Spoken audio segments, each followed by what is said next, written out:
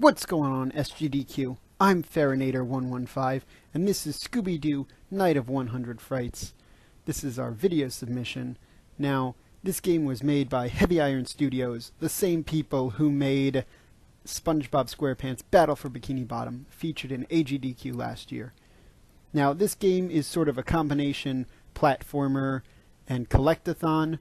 The main thing you'll notice is that as Scooby right now, I'm collecting as many Scooby snacks as possible.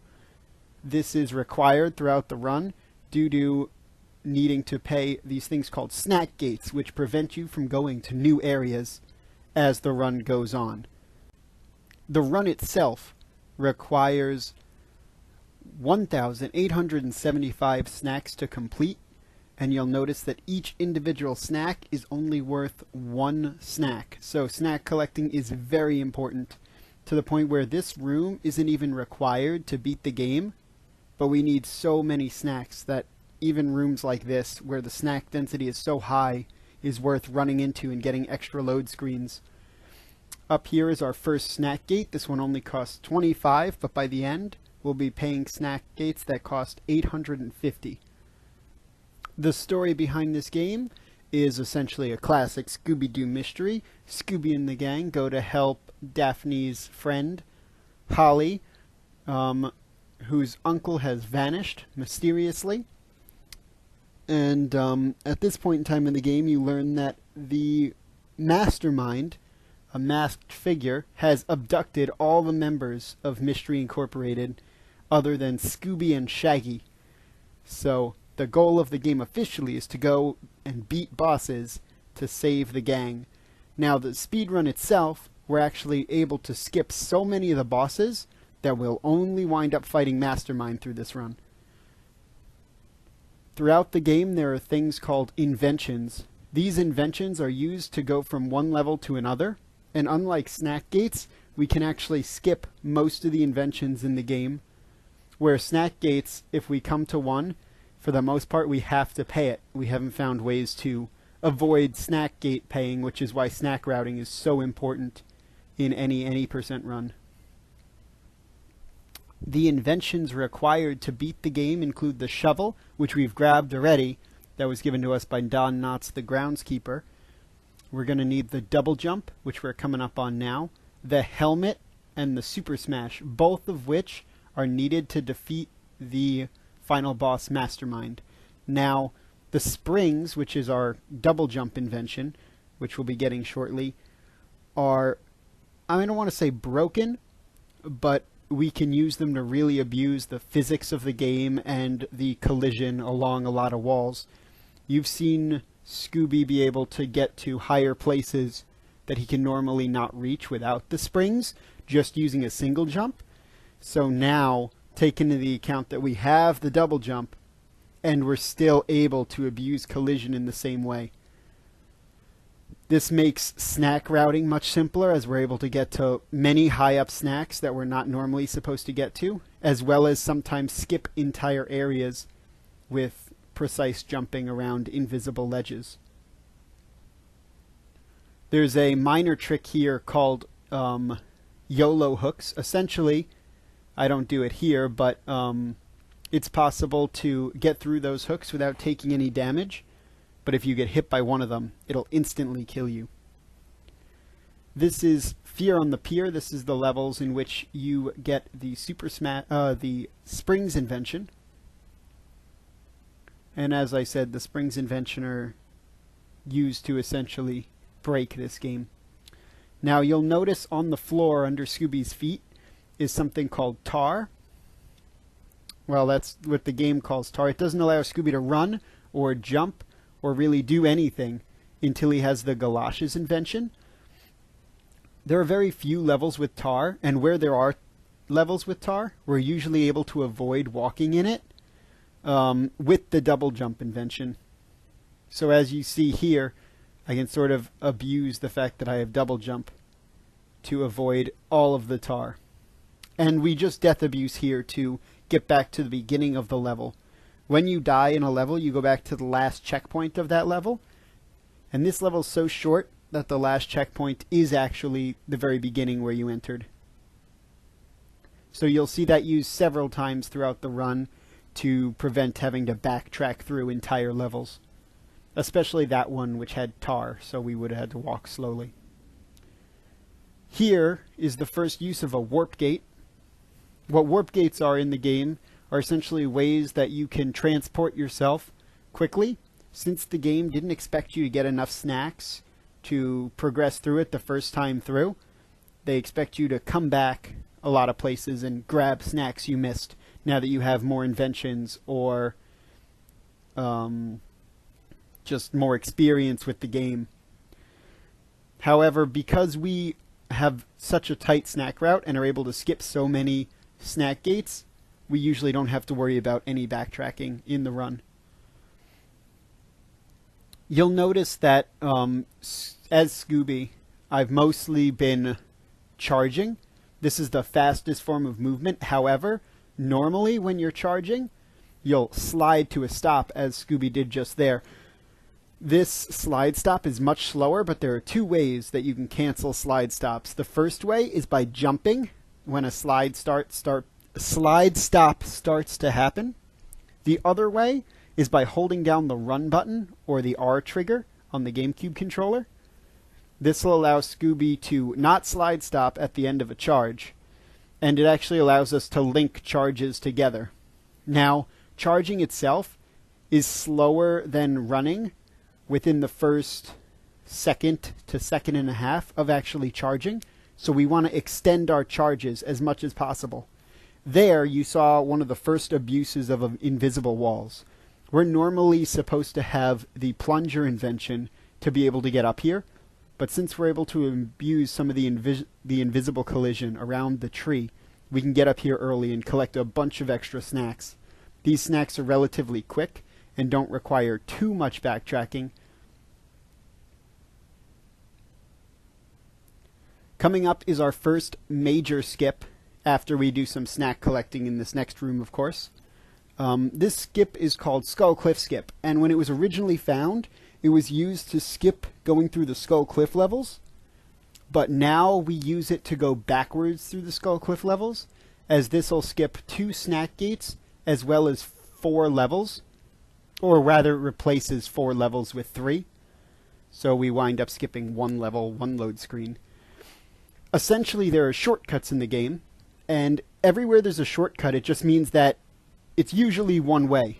So here is a shortcut from Misbehavin' 1 to this level, because there's no real warp gate in this level. So this shortcut is normally only accessible after you've been to Misbehavin', but since we're able to clip through the wall and get to the load zone, we can actually come backwards through these levels, and this is much faster than going through the hedge maze, as in the hedge maze, not only do we have to pay 350-ish snacks worth of snack gates, which is extremely slow, we also have to sit through an extremely long auto-scroller where Shaggy is riding on top of a lawnmower. Relatively memorable in the game, relatively slow and speedrunning it. So now we're in Skull Cliff 4.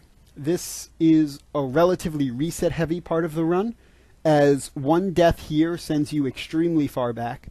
There are only 2 checkpoints in the entire level, the first of which is right here. Now, in this level, it's not super important to go as fast as possible, as you're usually relying on platform cycles, such as this one right here. These platform cycles, as long as you make the earliest cycles, like I did, you're essentially going to get through the level as quickly as you can. Especially since you need all these snacks to complete the run. Now here's the second checkpoint in this extremely long level. And you'll notice that it's relatively barren. There's not many snacks, which is unfortunate, but since we're progressing through the game, it's faster than going through slightly more snack-heavy areas and paying snack gates, because we still wind up with a large amount of gain. Now, since we're coming through this level backwards, the camera's not the best, and they didn't predict jumps like that. Because, obviously, if you're coming through backwards, you're going to be able to make a bit extra jumps. Now Skullcliff 3, there's also a cycle that I'm trying to make towards the beginning here. But I can use the fact that I'm fast enough to make the cycle to get some extra snacks while waiting. You'll see that a lot in this level and when we get to Fishy Clues. Because the cycles are actually so slow that we can beat most of them easily, we'll go for extra snacks to make snack collecting that less intense. Now the enemies in this game follow several different categories. There are enemies that hunt for you. There are ranged enemies, which they automatically hunt for you. And then there are enemies with patterns. Enemies with patterns include things like the crabs, the scarecrows, the ghost divers. They just walk in their set pattern and you can avoid them if you're on the right cycle. The hunting enemies, they'll a question mark or an exclamation point will appear over their head when they're honing in on you. And for the most part, there are inventions to avoid that, but it's not usually too detrimental. This here is an example of how optimized we've started getting. That skip saves about 2 seconds and loses about 8. So for the most part, it's not worth it, especially because of how inconsistent it is. But because the run needs to be so optimized, thanks to the skips and the snack routing, skips like that are normally attempted. Now, this level is not where we'd normally enter from. We'd normally enter from the left over here. However, there's a cutscene there, so not only does going through Skullcliff backwards avoid that cutscene, it also avoids all the other levels before it, which also have cutscenes. Going up the hill, you'll notice I'm not really beelining up the hill. I'm still focused on snack collecting. As I said, we need over 1,875 snacks in the any % run. So snack collecting is a must. At the top here, you'll notice a helmet. This invention is normally needed to get into the manor, but now that we have it, we can actually just go right and get the Super Smash, thanks to a skip coming up. There's another death abuse, as I mentioned earlier, to get back to the beginning. And we're going to warp over to Shockham the Dock, where we're going to do Galoshes skip. Now, normally you'd have to go through the entire manor, get the galoshes, and then be able to enter the fish factory here. We're actually able to just use collision on the barrel and an invisible wall they placed to enter the fish factory early, not needing the galoshes. And that skip saves about 10 to 15 minutes, not including collecting snacks.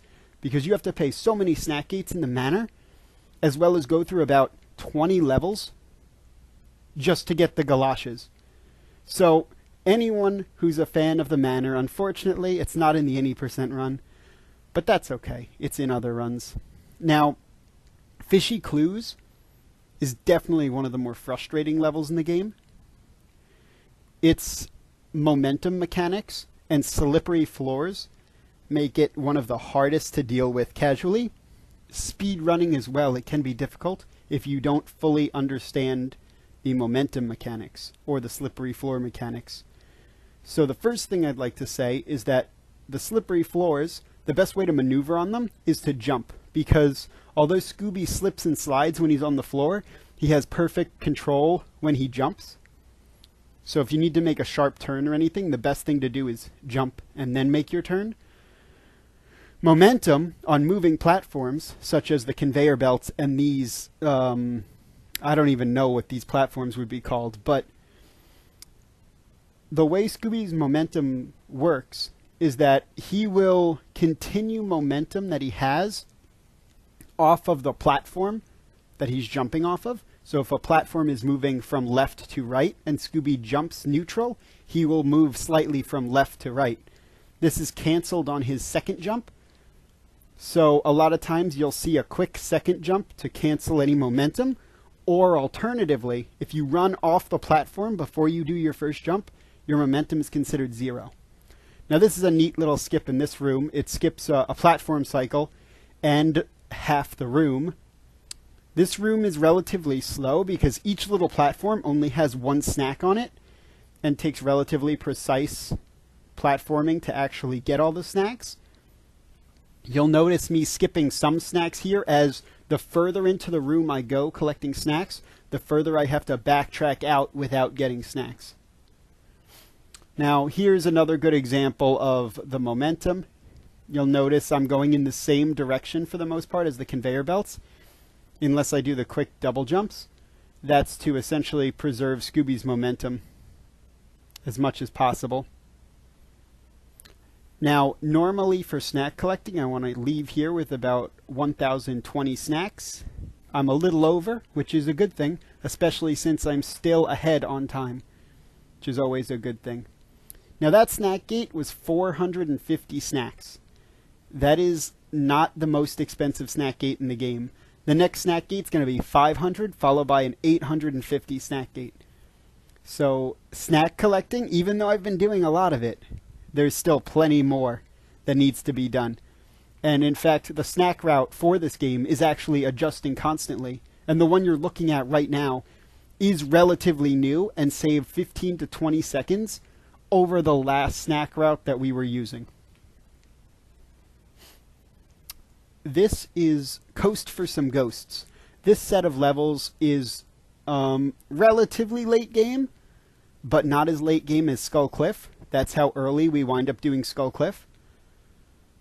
But this set of levels is really well known for resetting as well, as there are enemies that tend to hit you and kill you. It's also the first instance of a cutscene skip, or a cutscene death abuse, where you die when a cutscene triggers. It gives you a spawn point before the cutscene triggers, so then the cutscene doesn't play, and instead you just get a respawning animation, which is about 5 seconds faster. Now, one side effect of this is that you lose Scooby's HUD, so you have to keep track in your head of how much life he has and how many snacks you're at to make sure you're keeping on the right snack pace. This is relatively easy after 1 or 2 runs. Now, this is the reason we have to go grab the helmet initially, is these boxes don't actually break if you don't have the helmet, and we need them to get into the next room.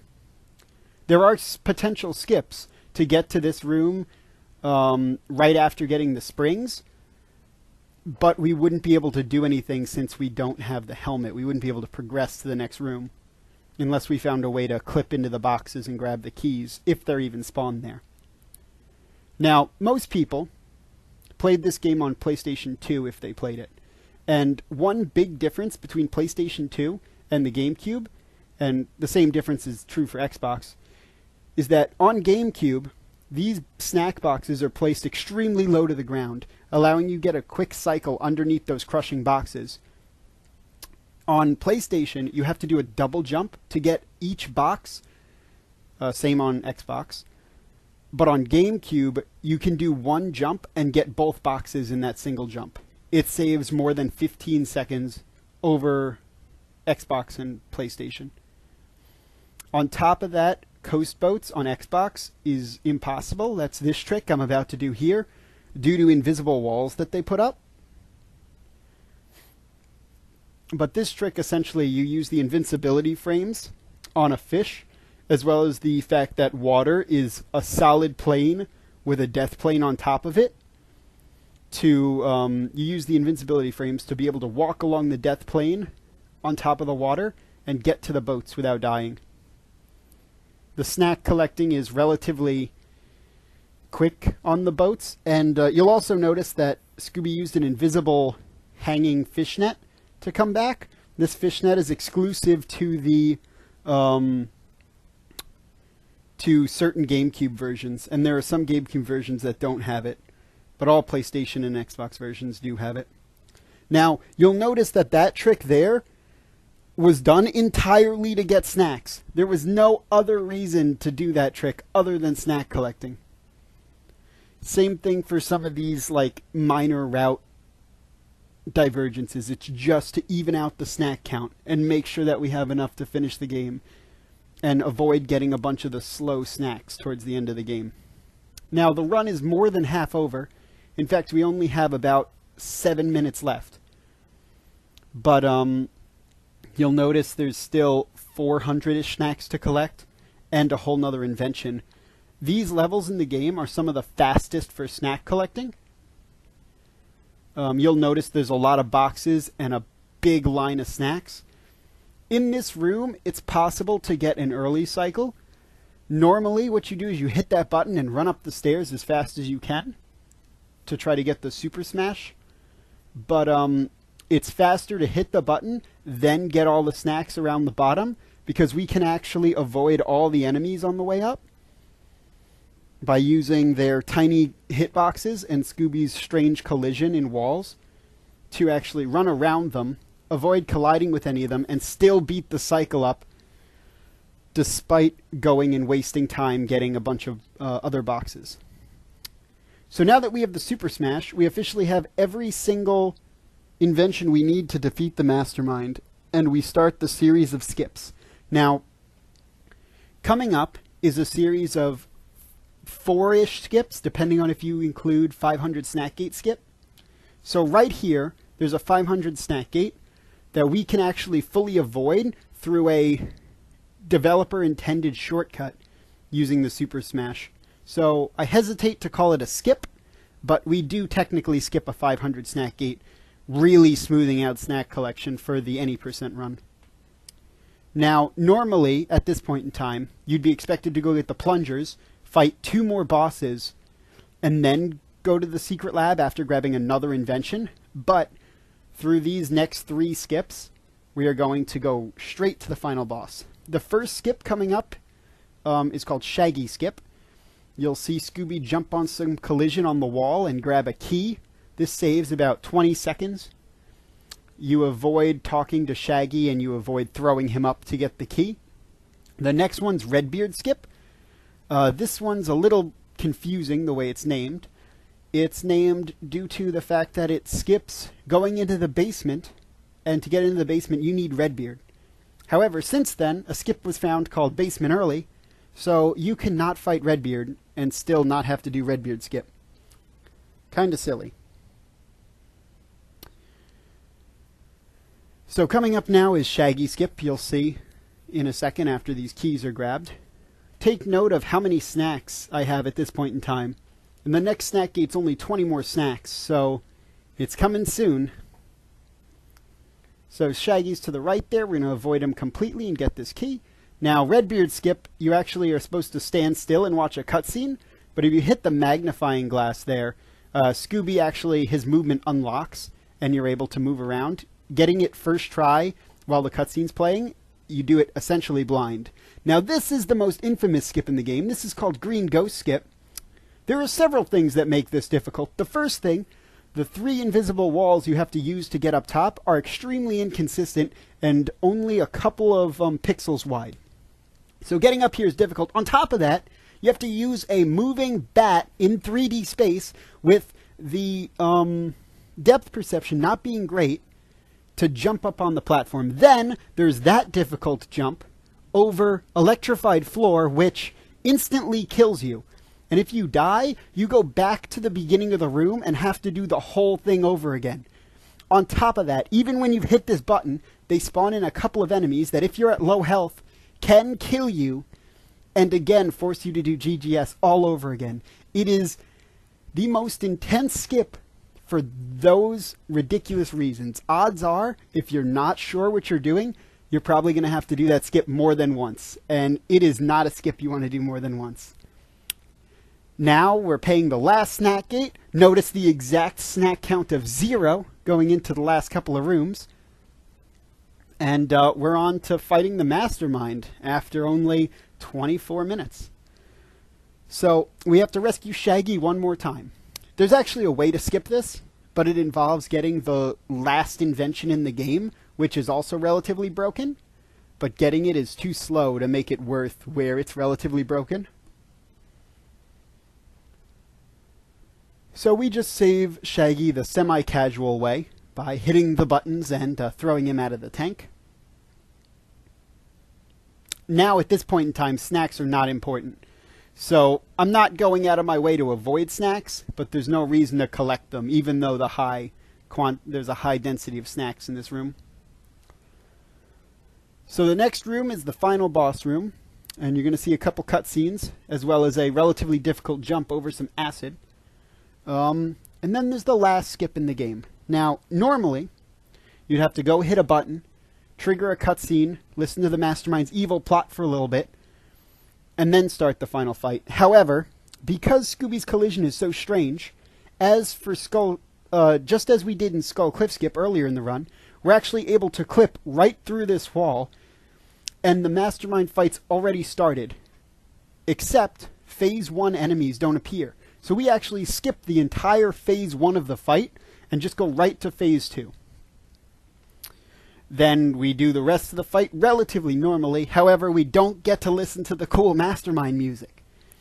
Darn. Now, although this fight is mostly predictable, there is a tiny bit of RNG. And that's true that the whole run is entirely the same up to this little bit of RNG.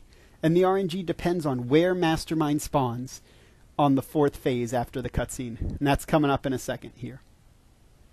The buttons are hit. The Funland robots for the next round are going to spawn in after the cutscene, and then Mastermind will spawn in. And you'll have to use the helmet and the Super Smash in combination to kill the Mastermind. And as soon as he hits the lightning, that is time for the run. And a relatively good spawn. He's right by the electricity. And as soon as the electricity shocks him, that's time. And look at that, a 26:36. So thank you. This has been Scooby-Doo, Night of 100 Frights. And I hope to see you all at SGDQ this coming summer.